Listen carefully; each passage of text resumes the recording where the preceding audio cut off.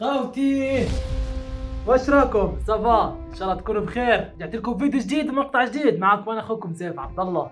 فيديو اليوم راح نحكي فيه ان شاء الله عن مسار منتخبنا الوطني الجزائري لوصوله لنهائي بطولة كأس افريقيا في ساحل العاج كوت ديفوار مطلع العام المقبل. طبعا الفيديو اليوم راح يكون عندنا 3 مسارات نحكي فيها عن احتمالية تأهل منتخب الوطني الجزائري لنهائي كأس افريقيا. المسار الاول راح يكون مسار المتصدر، والمسار الثاني راح يكون مسار الوصيف، بين المسار الثالث راح يكون تأهل منتخبنا الجزائري كواحد من افضل 4 منتخبات تأهل في المركز الثالث. البطولة بتتكون من 6 مجموعات، كل مجموعة بتحتوي على 4 منتخبات تتأهل أول وثاني في كل مجموعة، بينما تتأهل برفقتهم أفضل 4 منتخبات حلت في المركز الثالث. لكن قبل ما نبلش خلينا نحكي كلام بعيد عن الرسميات. بداية أنا كثير مبسوط، كثير فرحان. صحيح أنا مريض الفترة هاي، ما كنت راح أصور، فأنا مبسوط رغم إني مريض. ليش؟ لأنه آخر فيديو نزلته جايب مشاهدات كثيرة، أكيد 500 مشاهد 600 مشاهدة، رقم مش ضخم، لكن كشخص بادئ على اليوتيوب من فترة قليلة إشي كثير أسعدني. وغير هيك شفت الفيديو وصل لفرنسا كمان، وإحنا بنعرف عنا جالية إخواننا الجزائريين فرنسا، وأكيد كمان يمكن ما بيفهموا علي لأني أنا لهجتي ليست جزائرية، ولهجتي أو بالأحرى لغتي عربية مش فرنسية. بوعدهم إنه في المستقبل راح أوفر ترجمة في الفيديوهات تاعتي، لكن أتوقع إنهم بكونوا بيفهموا عربي، وأنا قاعد بحكي لغة عربية واضحة. أتوقع مش قاعد بحكي كلمات من لهجتنا الأردنية والفلسطينية. أنا فلسطيني جزائري بالمناسبة، للأشخاص الجزائريين اللي بيشوفوني لأول مرة، أو للأشخاص الجزائريين وخارج الجزائر اللي بيشوفوني لثاني أو ثالث مرة. بس قبل ما نكمل بحب أحكي لإخواني اللي بيتابعوني عشان ريال مدريد أو بيتابعوني علشان الدوريات الأوروبية بشكل عام والمسابقات العالمية، أنا بحكي لكم راح أرجع لكم بقوة، لكن استنوني هاي الفترة لأني تعبان شوي ومريض، ما قدرت إلا إني أصور هذا الفيديو، وفي كمان فيديو راح أصوره إن شاء الله بس أتحسن شوي. نيجي للنقطة الأهم. آخر فيديو نشرته 90% من اللي شاهدوا الفيديو مش مشتركين في القناة، فإحنا بنحكي عن في حال إنهم اشتركوا في القناة كان ممكن نصل حاليا لتقريبا 0.5K اللي هم 500 متابع أو سبسكرايبر مشترك. فادعموني، خلوني أصل لحلمي. أنا عندي أحلام كثيرة، منها إنه أكون جنب المنتخب الجزائري، كونه الفيديو هذا رايح لإخواني الجزائريين، فبحب إنه تدعموني. أنا عندي حلم إني أكون موجود في كأس العالم 2026 وأكون جنب المنتخب الجزائري في كل مباراة، فادعموني. مش طالب منكم مال، طالب منكم دعم بالاشتراك، خلي الفيديو يصل أكبر عدد، وأكيد دعمكم اللي هو راح يكون سبب في إنه اليوتيوب يعطوني المال. عرفتوا كيف؟ يعني أنتم ما بتعطوني المال، لكن أنتم العامل اللي بيخلي اليوتيوب هو يعطيني المال، وإحنا بدنا نستغل اليوتيوب أولا آخر. عرفتوا كيف؟ كونوا جزء من حلمي وشاركوني في هذا الحلم وفرحوني. الله يفرحكم، يعلموا راتبكم، وخلوني احقق اللي ببالي. كونوا سبب في انكم تسعدوا شخص وتخلوه يوصل لحلمه. وما بدي اطول اكثر من هيك في البدايه هاي اللي اكلت راسكم فيها عندنا في الاردن. يعني كيف بدي احكي لكم اياها؟ يعني ازعجتني تقريبا، او يعني تقريبا هيك شيء. فخلونا ندخل بالفيديو ونبلش الفيديو مباشره. هيا بنا.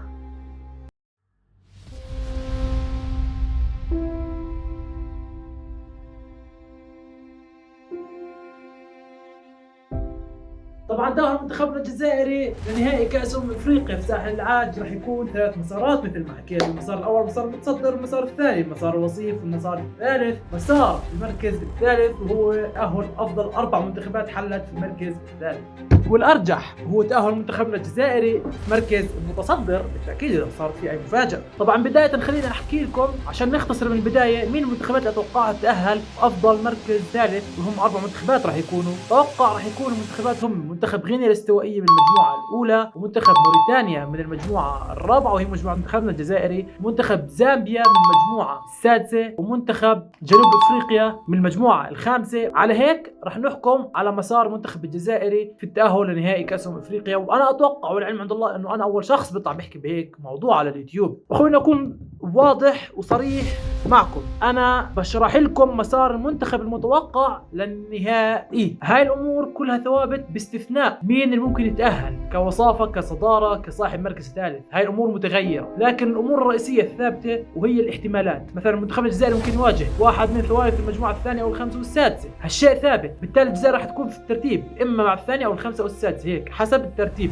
نروح للمسارات. والمسار الأول مسار المتصدر، هو المسار الأرجح مثل ما حكيت. جيد. مجموعة منتخبنا الجزائري بتحتوي على كل من بوركينا فاسو، موريتانيا ومنتخب أنغولا، موريتانيا المنتخب العربي بالتأكيد. في حال تأهل منتخبنا الوطني كمتصدر لمجموعته رح نكون على موعد مع مواجهة واحد من ثوالث المجموعة الثانية أو الخامسة والسادسة لتتأهلوا كأفضل 4 منتخبات حلت في المركز الثالث. المجموعة الثانية رح نلغيها كون ما توقعت تأهلها، لكن مثل ما حكيت لكم هاي المسارات الأكيدة للمنتخب بشكل عام، وأنا هاي بعدين لما أحكي اسم المنتخبات هاي توقع فقط توقع، يعني إحنا هيك بنعمل زي لعبة، عرفتوا كيف؟ فراح يتأهل عندنا صاحب المركز الثالث في المجموعة الخامسة واللي هو مثل ما توقعته راح يكون منتخب جنوب افريقيا. الجزائر وجنوب افريقيا، في حال فاز منتخبنا الجزائري وتأهل للدور ربع النهائي على حساب جنوب افريقيا، واللي هو الاشي المفروغ منه واللي متوقع، منتخبنا الجزائري راح يكون في الدور ربع النهائي على موعد مع الفائز بين وصيف المجموعة الأولى ووصيف المجموعة الثالثة. وصيف المجموعة الأولى وهي مجموعة المستضيف ساحل العاج أو كوت ديفوار، راح تكون نيجيريا هي الوصيفة وراح تواجه منتخب الكاميرون وصيف المجموعة الثالثة اللي بإذن الله ما بتعدى دور المجموعات، بإذن الله بتعدى دور المجموعات. فراح يلعبوا الكاميرون ونيجيريا، وأتوقع والعلم عند الله راح يتأهل منتخب الكاميرون في هاي المباراة. منتخبنا الجزائري وفي حال لعب مع الكاميرون راح تكون مباراة رد ثأر وانتقام. هي مش انتقام لأنه اللي خسرنا التحكيم، ثأرنا مع التحكيم للأمانة مش مع الكاميرون، لكن احنا بنعرف إنه صامويل إيتو كان في له إيد، ما بدنا ندخل في الموضوع، حاسس إنه موضوع طويل، بس إن شاء الله منتخبنا الجزائري بتعدى الكاميرون وبنتأهل لدور نصف النهائي اللي في حال تأهلنا إنه راح نواجه الفائز بين مباراتين. المباراة الأولى تصدر المجموعة الثانية صاحب المركز الثالث في المجموعة الرابعة، وأنا توقعت يكون منتخب موريتانيا وهو صاحب المركز الثالث وواحد من المتأهلين مثل ما حكيت في بداية الفيديو، وبالتأكيد منتخب مصر راح يفوز، راح يكون على موعد مع مواجهة الفائز من المباراة الثانية واللي هي مباراة متصدر المجموعة السادسة ووصيف الخامسة. راح تكون متصدر المجموعة السادسة بالتأكيد منتخب المغرب، ووصيف المجموعة الخامسة ومنتخب تونس. أتوقع فوز منتخب المغرب بدون أي مفاجآت، وراح تكون عندنا مواجهة مصر والمغرب. منتخب مصر في آخر فترة بيلعب بالروح، وأنا عندي الروح هي أهم شيء في كرة القدم، أهم من الأداء. وأتوقع منتخب مصر مواجهة المغرب هنشوف فوز منتخب مصر وتأهله لمواجهة منتخبنا الجزائري دور نصف النهائي. الجزائر في حال تعدت منتخب مصر حتكون على موعد مع مواجهة واحد من، طبعا النهائي راح يكون في احتماليات كثيرة، لكن أنا صفيت عندي المنتخبات اللي راح تتصدر مجموعتها اللي ما راح تقابل منتخبنا الجزائري في أدوار الإقصائية، وهذا الشيء طبقوه على كل المسارات اللي هحكيها عشان ما بدي أرجع أعيد الكلام. تمام. متصدرين المجموعات اللي راح نتجنبهم في الادوار الاقصائيه هم المجموعه الاولى والمجموعه الخامسه والمجموعه الثالثه. المجموعه الاولى منتخب ساحل العاج، الخامسه تونس، والمجموعه الثالثه منتخب السنغال. واتوقع راح نواجه منتخب ساحل العاج في النهائي في هذا المسار كونه هو منتخب المستضيف للبطوله. المسار الاول تمام 100%. اوكي، فهمتوا الفكره كيف؟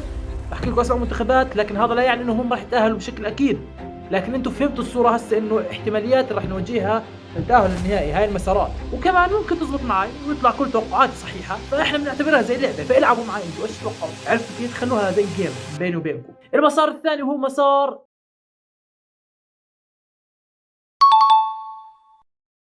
في حال تأهل الجزائر كوصيف راح تواجه في دور ال 16 وصيف المجموعة الخامسة واللي هو منتخب مالي، وهي مجموعة تونس المجموعة الخامسة. باي ذا واي اوه ماي جاد حبيت. في حال تعدت الجزائر منتخب مالي في دور ال 16 راح نتأهل دور ربع النهائي، وراح نكون على موعد مع مواجهة متصدر المجموعة الثالثة اللي راح يكون في مواجهة واحد من أحد ثوالث المجموعات الأولى أو الثانية أو السادسة. وأنا توقعت تأهل صاحب المركز الثالث في المجموعة الأولى. ثالث المجموعة الأولى راح يكون بالنسبة لي هو منتخب غينيا الاستوائية، لكن السنغال راح تفوز بسهولة وراح تلعب ضد المنتخب الجزائري دور ربع النهائي. نروح للدور نصف النهائي. في حال تعدت الجزائر منتخب السنغال راح تكون على موعد مع الفائز بين مباراتين. المباراة الأولى بتصدر المجموعة الأولى واللي هو ساحل العاج مثل ما حكيت قبل هيك، صاحب المركز الثالث في المجموعة الرابعة مجموعة المنتخب الجزائري وهو منتخب موريتانيا. بالتأكيد ساحل العاج راح تفوز وراح تستنى الفائز من المواجهة الثانية واللي هي المواجهة ما بين وصيف المجموعة الثانية ووصيف المجموعة الخامسة. هاي المواجهة كثير على فكرة تكررت أو راح تتكرر في المسارات أغلبها، يعني ما بدي أحكي كلها لكن أغلبها. وصيف المجموعة الثانية راح يكون منتخب غانا، وصيف المجموعة الخامسة راح يكون منتخب مالي. أتوقع تأهل منتخب غانا في هاي المباراة، حتى لو غانا في آخر فترات إلها ما كانت أفضل شيء، لكن أتوقع غانا الخبرة الإفريقية راح تتأهل في هاي المباراة، راح تضرب موعد مع منتخب ساحل العاج، والفائز بيناتهم راح يواجه الجزائر. وأتوقع ساحل العاج هي اللي راح تواجه الجزائر في دور نصف النهائي.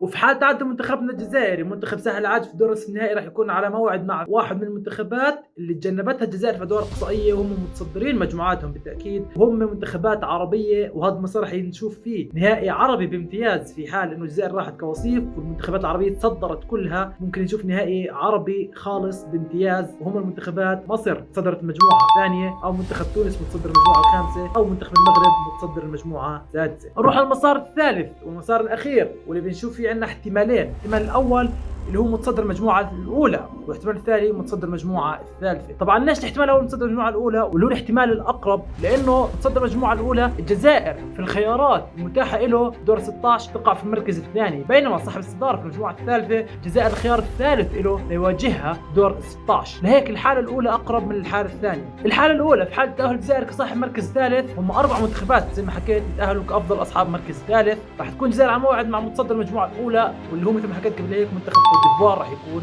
حال عدينا منتخب كوت ديفوار تضيف البطوله، راح نكون في دور ربع النهائي على موعد مع الفائز بين وصيف المجموعه الثانيه ووصيف المجموعه الخامسه. حكيت لكم راح تتكرر كثير هاي المواجهه، وتكررت في المسار الماضي وهي في المسار هذا تتكرر كمان. راح تكون مباراه بين غانا وبين مالي. هاي كلها توقعات، كلها توقعات لعبه. انتم توقعوا كمان واكتبوا لي في التعليقات ايش توقعكم للمسارات حسب ما شرحت لكم في الفيديو. ايش توقع المسارات راح تكون وايش ممكن تواجه في كل مسار. مباراه غانا ومالي اتوقع تاهل منتخب غانا، راح يواجه الجزائر، والجزائر اتوقع تتاهل بكل سهوله، وراح تواجه في دور نصف النهائي الفائز من مباراتين. المباراه الاولى راح تجمع متصدر المجموعه الخامسه ووصيف المجموعه الرابعه. وصيف المجموعه الرابعه راح يكون موريتانيا في حال تاهلنا مركز ثالث. المسار هذا غير مرجح بالنسبه لي، لكن احنا بنحكي كل الاحتمالات. متصدر الخامسه تونس راح يواجه موريتانيا، راح تاهل تونس، راح تكون على موعد مع الفائز من متصدر المجموعه الثالثه في مواجهه واحد من ثوالث المجموعه الاولى او الثانيه او السادسه. توقعت تاهل الاولى مثل ما حكيت لكم في بدايه الفيديو، فراح يكون ثالث المجموعه الاولى منتخب غينيا الاستوائيه على موعد مع متصدر المجموعه الثالثه منتخب السنغال. راح تاهل السنغال، راح تواجه منتخب تونس في هذه المباراه، واتوقع السنغال تفوز على منتخب تونس، تواجه الجزائر في دور نصف النهائي.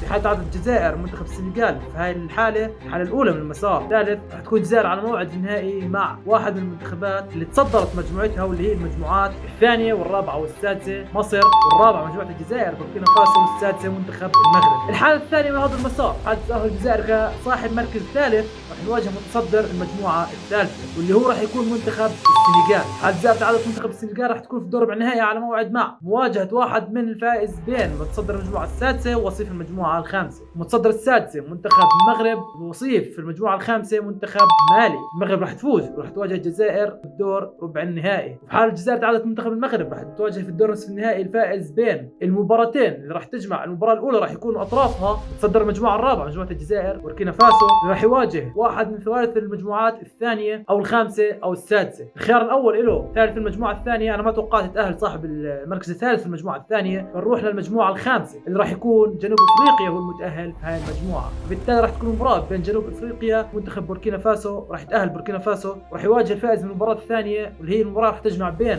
وصيف المجموعه الاولى ووصيف المجموعه الثالثه. وصيف المجموعه الاولى اتوقع يكون منتخب نيجيريا، الا اذا غينيا الاستوائيه عندها راي اخر. وصيف المجموعه الثالثه راح يكون منتخب الكاميرون. نيجيريا والكاميرون اتوقع تاهل الكاميرون، فالكاميرون راح تواجه منتخب بوركينا فاسو، وبوركينا فاسو اتوقع تعمل مفاجاه وتطلع الكاميرون، راح تواجه بوركينا فاسو الجزائر في دور النهائي. بالتالي الجزائر في حال تعادلت بوركينا فاسو راح تكون في النهائي على موعد مع واحد من المنتخبات تتاهل كمتصدره للمجموعه واللي هي متصدرين المجموعات الاولى والثالثه والخامسه. الاولى ساحل العاج، الثالثه منتخب السنغال، والخامسه منتخب تونس. وبذكر منتخب تونس، منتخب تونس المنتخب العربي الوحيد اللي ممكن الجزائر تواجهه فقط في النهائي في كل المسارات في حال تصدرت تونس مجموعتها، في حالة تصدرت تونس مجموعتها.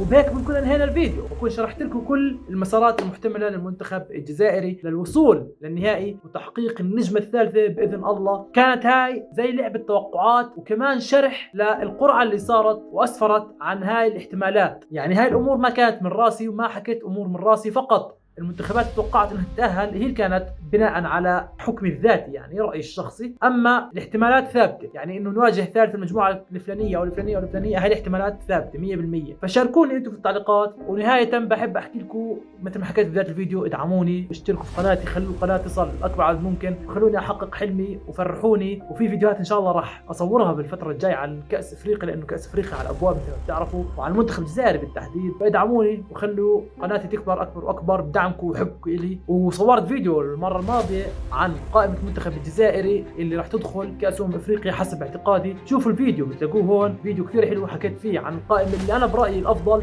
وحكيت فيه عن افضل تشكيله يدخل فيها المنتخب الجزائري لكاس افريقيا. كان معكم شخصيا انا اخوكم سيف عبد الله، الفلسطيني الجزائري الاردني، لاني عايش في الاردن. بقول لكم السلام عليكم ورحمه الله وبركاته، بشوفكم فيديوهات جايه ان شاء الله. سلام.